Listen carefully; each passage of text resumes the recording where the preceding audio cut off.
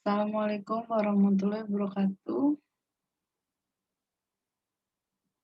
Mmm, Pada pertemuan metodologi penelitian yang keempat kali ini, kita akan membahas mengenai bagaimana cara penyusunan latar belakang penelitian.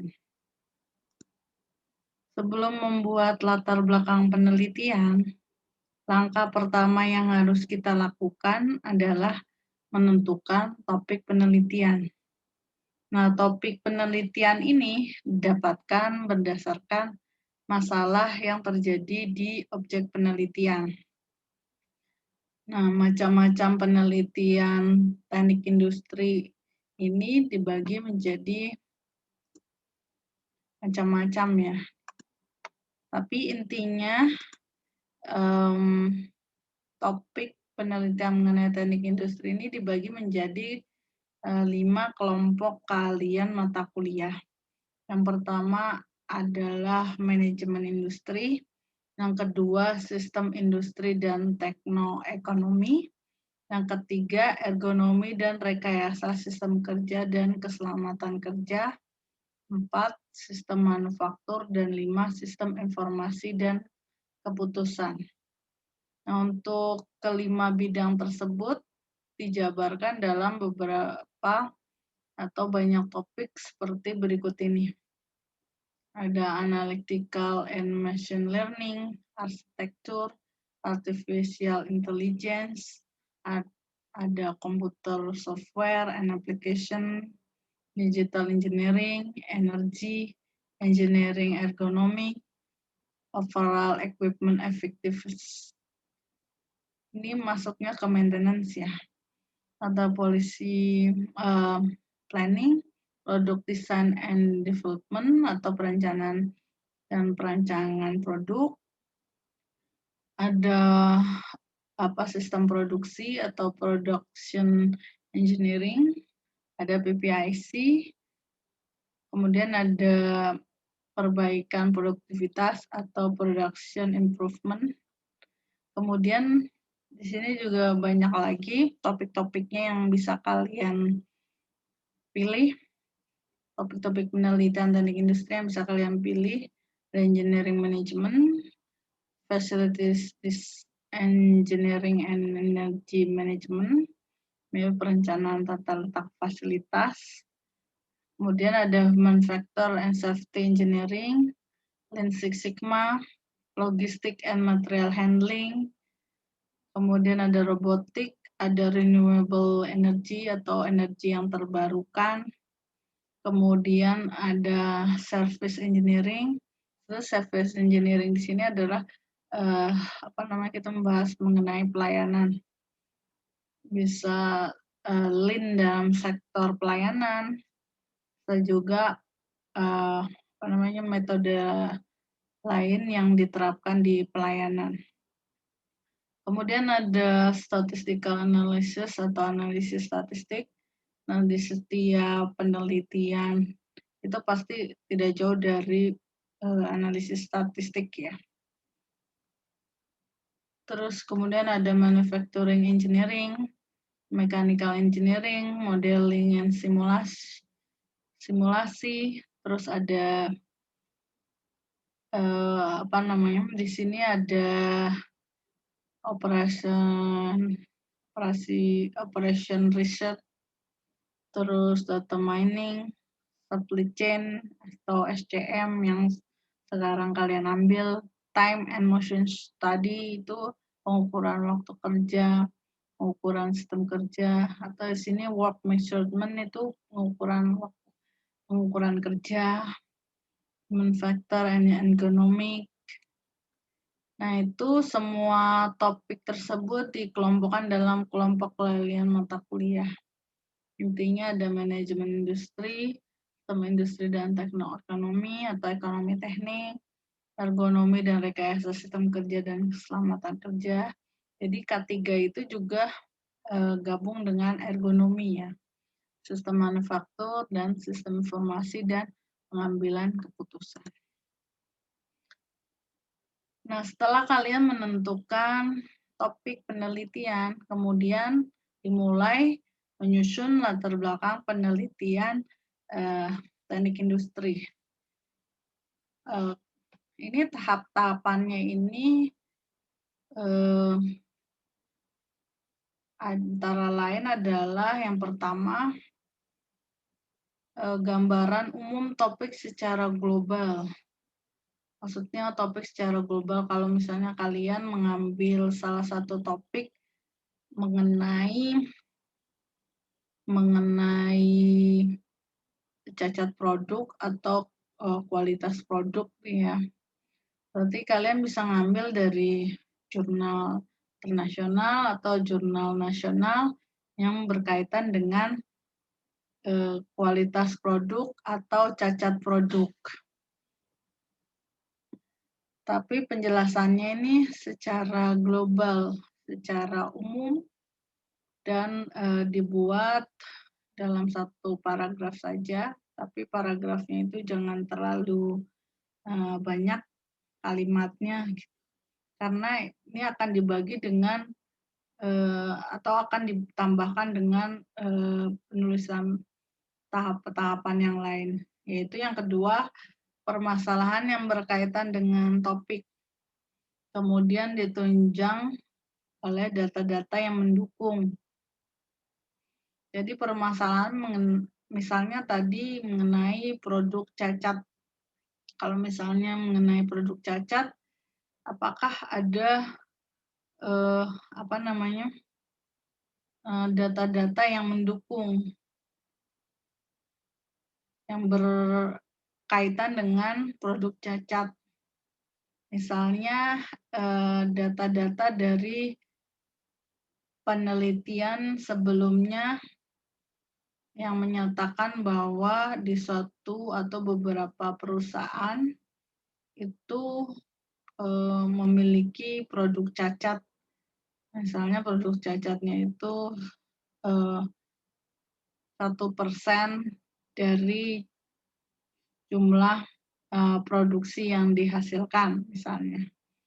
Nanti bisa dicari di dalam sumber jurnal internasional ataupun jurnal nasional. Setelah membahas mengenai permasalahan secara umum mengenai kualitas produk atau produk cacat tersebut, kemudian dicari penelitian sebelumnya mengenai metode yang digunakan. Jadi kalau misalnya yang sebelumnya itu permasalahannya berkaitan dengan produk cacat, maka misalnya metode yang digunakan adalah Lean Six Sigma, gitu ya. Kemudian kalian bisa mencari penelitian sebelumnya yang membahas mengenai penanganan produk cacat dengan metode Lean Six Sigma. Ini sumbernya bisa dari jurnal internasional ataupun jurnal nasional.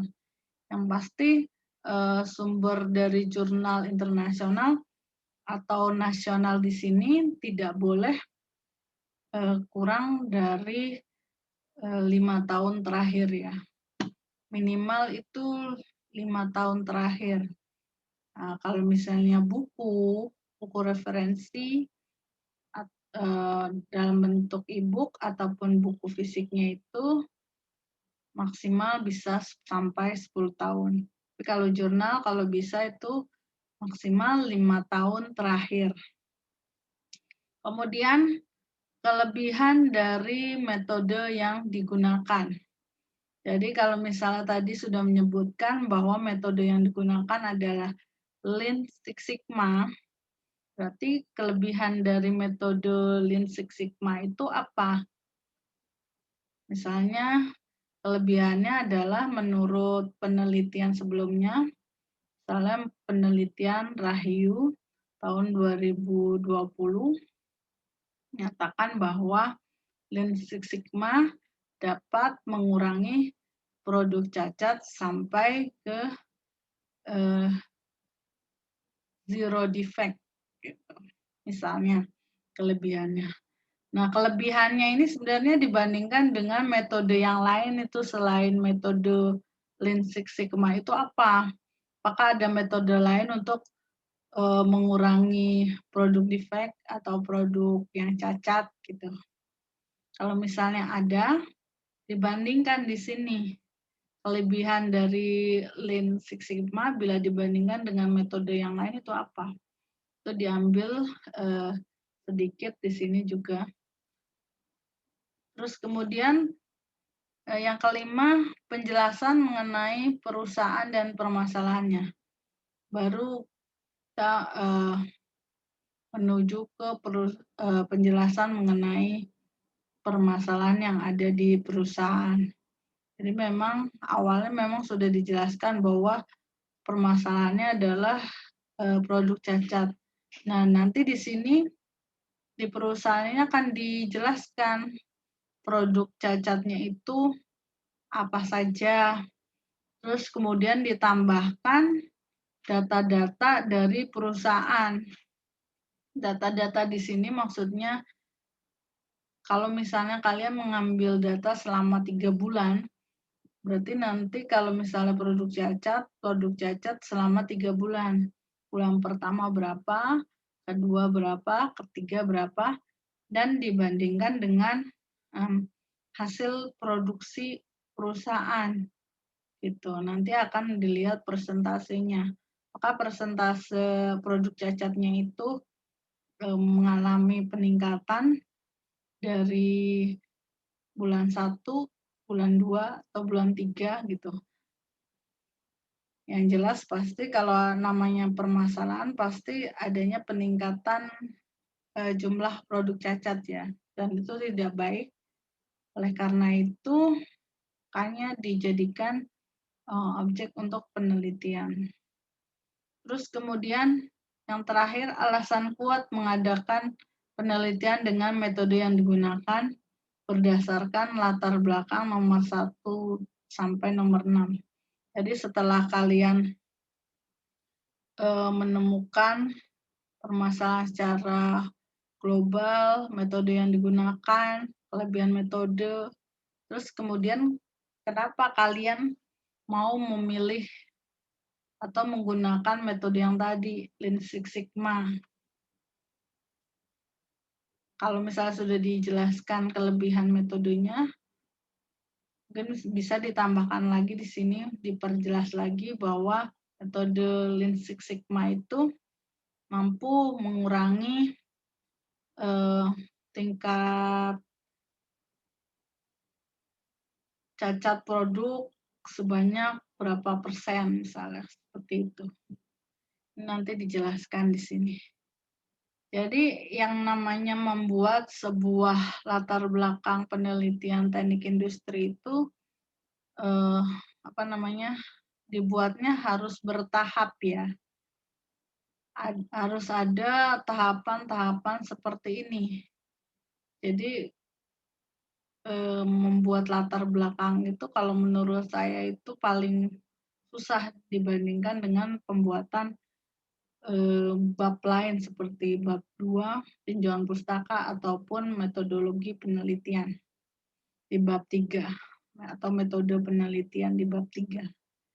Nah, penyusunan latar belakang ini biasanya kalau di dalam buku panduan itu kalau untuk penyusunan proposal itu maksimal 2 sampai 3 halaman saja. Ini untuk khusus latar belakang. Karena setelah latar belakang ini akan ada rumusan masalah, tujuan penelitian, dan manfaat penelitian. Nah, latar belakang harus dibuat seperti ini ya. Dibuatnya ringkas. Maksudnya ringkas itu jangan dibuat latar belakang itu jangan dibuat numbering. Maksudnya numbering itu kalau misalnya kalian menyatakan bahwa Lean Six Sigma itu memiliki beberapa kelebihan. Terus kemudian kalian menulis di latar belakang itu 1, 2, 3, 4. Tidak perlu ditulis 1, 2, 3, 4 seperti itu ya kalau di latar belakang. Kalau di tinjauan pustaka atau landasan teori silahkan. Tapi kalau di latar belakang, kalian dijelaskan aja langsung melalui kalimat dengan paragrafnya langsung gitu. Jadi tidak perlu menggunakan numbering 1, 2, 3 atau A, B, C, D gitu. Terus kemudian kalau misalnya ada tabel yang menyatakan bahwa adanya produk cacat di jumlah produk cacat di bulan 1, 2, atau 3, silahkan buat tabel. Nah, tabel keterangannya pasti kan mengacu pada bab yang 1. Kalau bab 1 itu berarti kan tabel 1 titik berapa? 1. Tabel 1.1 itu artinya tabel pertama di bab pertama gitu. 1.1. Tapi kalau misalnya tabelnya itu ada di bab 2, berarti tabel 2.1. Tabel di bab 2 dan tabel yang ke-1 atau tabel yang ke-1 di bab 2. Itu artinya 2.1. Begitu pula kalau misalnya ada gambar mengenai grafik tingkat produk cacat perusahaan. Silakan ditulis keterangan gambarnya, gambar 1.1. Atau yang kedua, gambar 1.2. Nah, kalau bisa latar belakang ini, penulisan latar belakang, jangan lebih dari 2 halaman ya. Karena setelah itu ada rumusan masalah. Gitu. Sebenarnya kalau rumusan masalah itu dibuat tidak harus berupa pertanyaan. Jadi rumusan masalah itu tidak harus diakhiri oleh pertanyaan, tapi bisa juga diakhiri oleh pernyataan. Dan cukup tanda titik saja, tidak perlu dibuat dengan tanda tanya kalau untuk rumusan masalah. Nah, kalau tujuan penelitian itu menjawab rumusan masalah. Kalau misalnya rumusan masalahnya itu adalah yang pertama bagaimana cara menentukan persentase produk cacat. Berarti tujuannya adalah untuk menentukan persentase produk cacat. Jadi tujuan harus menjawab rumusan masalah. Nah, biasanya kalau tujuan itu kata-katanya hampir sama dengan rumusan masalah. Tapi yang jelas tujuan itu menjawab rumusan masalah. Kemudian kesimpulan nanti akan menjawab tujuan penelitian. Jadi jumlah rumusan masalah, tujuan penelitian, dan kesimpulan itu harus sama, harus sinkron. Jika di rumusan masalah itu ada 2, berarti di tujuan harus ada 2 juga. Kemudian di kesimpulan menjawab tujuan, berarti harus ada 2 juga. Itu harus saling terkait antara yang satu dengan yang lain. Kalau misalnya di rumusan masalah ada 2, di tujuan ada 1, kemudian di kesimpulan ada 3, nah itu berarti penelitiannya itu bukan penelitian yang baik ya, karena tidak sesuai dengan isi dari laporan. Gitu. Jadi awal dari pembuatan suatu proposal, tugas akhir, laporan tugas akhir, ataupun penyusunan laporan kerja praktek, awalnya seperti ini ya, gambaran umum topik secara global, dan lain-lain. Tapi kalau misalnya ini akan diterapkan di laporan kerja praktek, nah laporan kerja praktek berarti harus disesuaikan dengan kerja prakteknya. Maksudnya kerja prakteknya di sini, kalian membuat laporannya itu menggunakan penelitian atau tidak. Kalau menggunakan penelitian, maka bisa ditulis seperti ini. tapi harap ditambahkan tujuan secara umum dan khusus kalian melakukan kerja praktek itu untuk apa. Jadi kalau bedanya di laporan kerja praktek itu, kalian harus ada penjelasan mengenai kerja praktek. Jadi ini laporan ini disusun untuk memenuhi salah satu syarat untuk mata kuliah kerja praktek. Nah, di kerja prakteknya itu yang kalian kerjakan apa aja gitu. Itu nanti ditambahkan di latar belakang.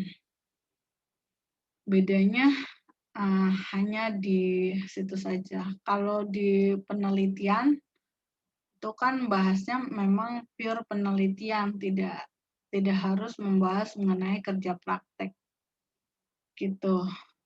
Nah, latar belakang penelitian ini biasanya yang paling sering ditanya oleh penguji gitu. Kalau misalnya di dalam latar belakang penguji tidak melihat data-data yang berkaitan dengan permasalahan yang ada dalam perusahaan, maka penguji akan bertanya, ini data kuantitatif mengenai permasalahan, misalnya permasalahan produk cacatnya ini di mana gitu. Kalau misalnya kalian menyatakan ada permasalahan mengenai produk cacat gitu ya, atau kualitas produk yang dihasilkan oleh perusahaan itu kurang baik atau ada cacat produk, maka harus ditunjang oleh data-data. Jumlah produk cacat per bulan berapa, produksinya berapa, dan kemudian mengalami cacat di bagian mana, itu harus ditampilkan di latar belakang. Kalau misalnya di latar belakang tidak ada data-data yang berkaitan dengan permasalahan, kan nanti akan menjadi pertanyaan oleh pembaca atau penguji gitu. Intinya adalah di latar belakang yang baik adalah latar belakang yang ditunjang oleh data-data perusahaan. Memang yang bagus itu data permasalahan mengenai perusahaan dijelaskan semua di latar belakang. Baru nanti di rumusan masalah, tujuan, batasan masalah, atau asumsi itu nanti memperjelas kembali mengenai penelitian kalian itu seperti apa. Gitu ya, cara penyusunan latar belakang penelitian teknik industri. Biasanya memang yang paling terlihat bahwa kalau misalnya di dalam penyusunan latar belakang penelitian ini, itu kan ada kata-kata yang kalian kutip dari sumber lain atau jurnal lain atau penelitian yang lain. Jangan lupa ditambahkan di dalam latar belakangnya. Jika mengambil kata-kata atau mengutip dari jurnal lain, hendaknya ditulis dengan nama penulisnya gitu. Jika nama penulisnya itu hanya satu, berarti hanya ditulis nama belakangnya saja dan tahun. Dan kalian juga harus konsisten ya. Konsisten maksudnya dari awal sudah tidak ada halaman, berarti dari awal sampai akhir tidak perlu dicantumkan halaman. Kalau menurut saya sih mending tidak usah dicantumkan halamannya. Jadi hanya nama belakang penulis dan tahunnya saja. Tapi jika ada dua nama penulis, maka nama penulisnya itu ditulis dua. Nama penulisnya itu ditulis dua, misalnya Rahayu dan Prasetyo gitu. Itu kan nama belakang. Kemudian tahun 2020. Rahayu dan Prasetyo 2020 gitu. Tapi kalau misalnya penulisnya itu lebih dari 2, misalnya 3 atau 4, bisa kalian tambahkan nama penulisnya, nama penulis pertama, nama belakang penulis pertama, kemudian ditambahkan et al-nya itu miring. Jadi nama penulis pertamanya itu nama belakang penulis pertamanya Rahayu misalnya. Rahayu, et al, titik, tahun 2020. Begitu ya.